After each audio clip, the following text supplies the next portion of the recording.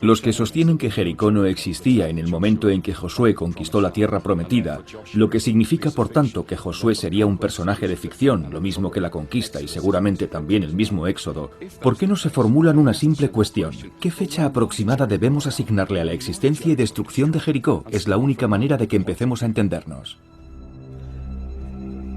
La conquista comienza cuando los israelitas cruzan el río Jordán. Josué envió a sus hombres a espiar la fuertemente amurallada ciudad de Jericó.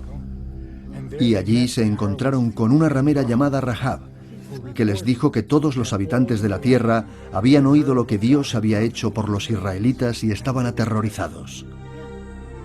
Rahab les dio escondrijo a los espías y les ayudó a escapar a las montañas.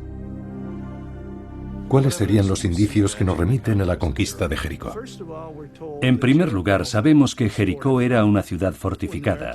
Cuando los arqueólogos empezaron a excavar allí, sobre todo la expedición de Kathleen Kenyon en los años 50, descubrieron que esa ciudad estaba rodeada por una gran muralla de tierra. La cata arqueológica permitió descubrir que Jericó estaba protegida por un brillante sistema defensivo. En la base había un muro de contención de piedra de más de 4 metros de altura, al que se añadía una tapia de protección hecha de adobe que se elevaba aún más. Al otro lado había un terraplén, una empinada cuesta revestida con una capa de cal resbaladiza en donde el enemigo se vería expuesto a la descarga de flechas y piedras catapultadas desde arriba. Coronando la pendiente se alzaba el muro principal de la ciudad, también de adobe y con una altura de más de 7 metros y 3 metros de grosor. Es fácil imaginarse el pánico y la desesperación de las gentes de Jericó. Día tras día, durante 6 largas jornadas, los hijos de Israel pusieron cerco a los alrededores de la ciudad, llevando con ellos el arca de la alianza y haciendo sonar sus cuernos de carnero. Entonces, al 7º día dieron 7 vueltas en torno a la ciudad y los sacerdotes tocaron las bocinas. Todo el pueblo estalló a voz en grito. Y los muros se derrumbaron.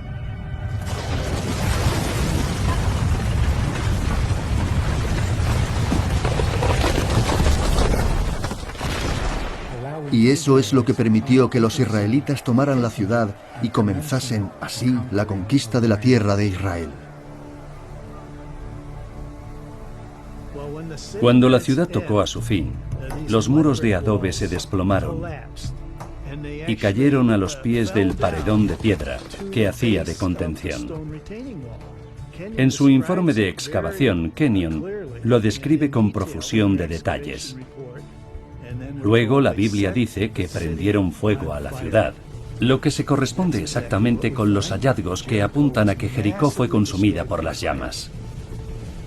A Kenyon no le cabía duda de que, intramuros de la ciudad, las paredes de las casas también se habían derrumbado, lo mismo que defendía que los muros cayeron antes de propagarse el fuego.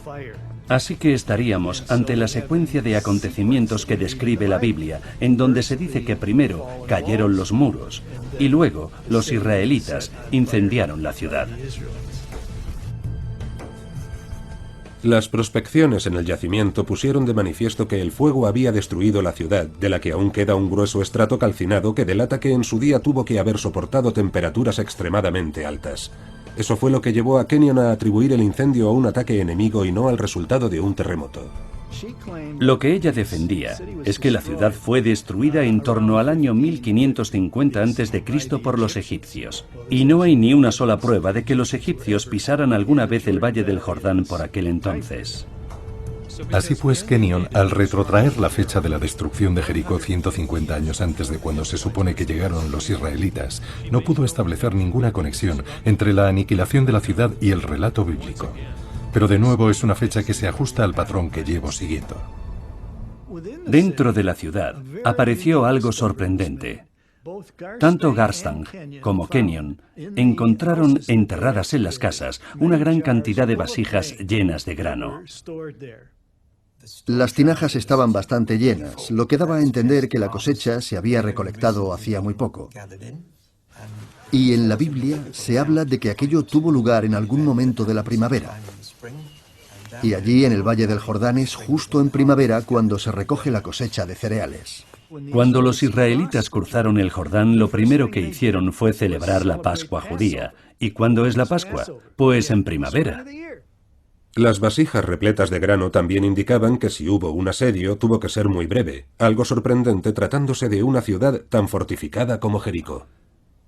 Y eso vuelve a coincidir con el relato bíblico, donde se habla de un asedio de solo 7 días. Si se hubiera prolongado meses, la gente habría consumido buena parte de todo ese grano. ¿Se encontró grano por toda la ciudad? Sí, en todas las casas que excavaron hallaron tinajas llenas de grano. Hay otro detalle elocuente al hilo de Jericó que parece encajar perfectamente con el relato bíblico. Se trata de una promesa que le hicieron a Rahab. Rahab vivía en el interior de la ciudad amurallada. Tras ocultar a los espías, le prometieron que ni ella ni su familia tendrían nada que temer cuando empezase el asalto a la ciudad. Y cumplieron su promesa. Rahab marcó su casa con un cordón de grana que colgaba de la ventana. Pero si su casa estaba dentro de la ciudad, ¿cómo es que pudo haber sobrevivido? Tuve acceso al informe original de las excavaciones en Jericó que publicó el arqueólogo alemán Ernst Selin en 1913. Él fue el primero en llevar a cabo una exhaustiva prospección del sitio. Como pude comprobar, su trabajo es tan impresionante como hoy, al parecer, olvidado. El dossier incluía planos y fotografías. Entre estas últimas, para mi sorpresa, di con una que tenía que ver con la historia de Rahab. Los alemanes encontraron que, en el tramo corto que discurría por el norte de la ciudad, había habido una serie de casas construidas en el propio desnivel, entre el muro bajo y la parte superior de la ciudadela. Algunas habían sido erigidas pared con el muro bajo. Descubrieron también que el muro no se había desplomado en ese punto exacto. Así que los espías pudieron salvar a Rahab y el resto de su familia, porque Dios echó abajo el muro por todas partes, menos en la casa de Rahab. Y hay vestigios arqueológicos que respaldan lo que digo. Hay quien podría decir que no eres imparcial. Creo que nadie, de una forma u otra, es imparcial.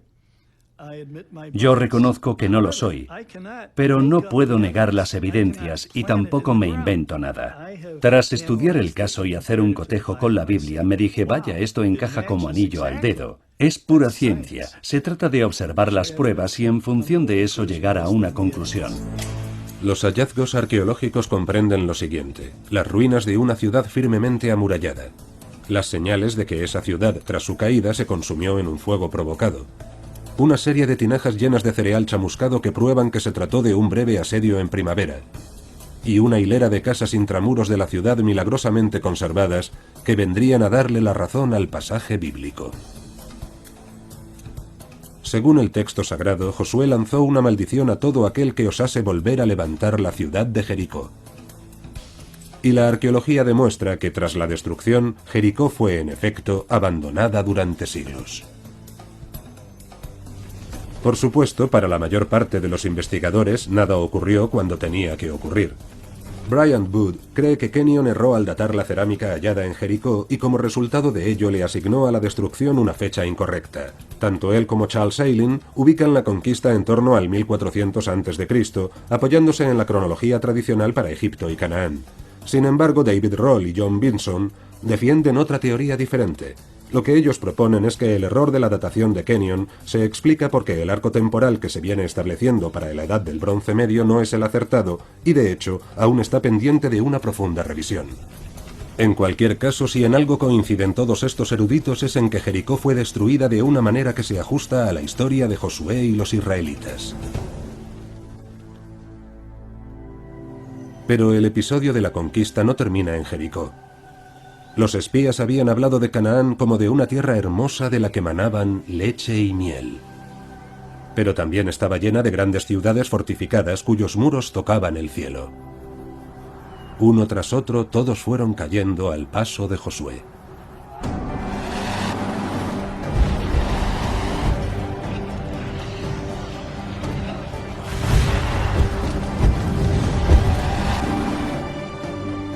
Entonces Josué puso rumbo al norte y se dirigió a la ciudad de Jasor. Yabín, rey de Jasor, reunió a todos los reyes de la región para luchar contra Israel. Josué aplastó a Jasor y mató a espada a su rey, y a Jasor pusieron fuego. Los arqueólogos israelíes han descubierto en Jasor un estrato calcinado de la misma época que la destrucción de Jericó. Y también encontraron otra cosa. Hallamos unas tablillas en un palacio de la Edad del Bronce Medio que había pertenecido a un rey llamado Yabín, y ese es el nombre del rey al que, según el relato, Josué le clavó la espada. Esta es la tablilla cuneiforme en la que está escrito el nombre de Yabín, encontrada entre las ruinas del palacio de la antigua Jasor. ¿Tú crees que hay relación entre el relato bíblico y esas tablillas? Hay un nombre que aparece idéntico en ambos sitios. Pero cuando se ha querido hallar alguna prueba de la conquista en las fechas comúnmente aceptadas, no ha aparecido ninguna. De hecho, la mayoría de estos lugares ni siquiera estaban ocupados durante toda la Edad del Bronce final. No aparecen ni muros altos ni destrucciones masivas, solo un conjunto de ruinas calcinadas. Lo cual no ha hecho más que alimentar el escepticismo actual sobre la veracidad del relato bíblico. Puede que una vez más se hayan equivocado de época a la hora de buscar señales de la entrada de los israelitas en Canaán. Porque si nos alejamos más atrás en el tiempo, hasta la Edad del Bronce Medio, vemos que todas las ciudades sí estaban ocupadas y custodiadas por altos muros. Y lo más inaudito es que todas acabaron destruidas en el mismo corto periodo de tiempo, tal y como aparece descrito en la Biblia. Si hacemos un cotejo entre las ciudades del relato bíblico y los vestigios arqueológicos, vemos que hay una serie de correspondencias extraordinarias. En mi opinión, hay suficientes indicios de ciudades destruidas y abandonadas como para afirmar que encajan en la secuencia de acontecimientos que narra la Biblia. Es muy probable que estemos ante la conquista de Josué. Todo está ahí: la estancia en Egipto, la esclavitud, el éxodo de Moisés y la conquista de la tierra prometida. Solo que todo ocurrió antes de lo que se cree. ¿Quieres información actual? Suscríbete a nuestro canal. Para mayor difusión gratuita, danos un like y dale a la campanita.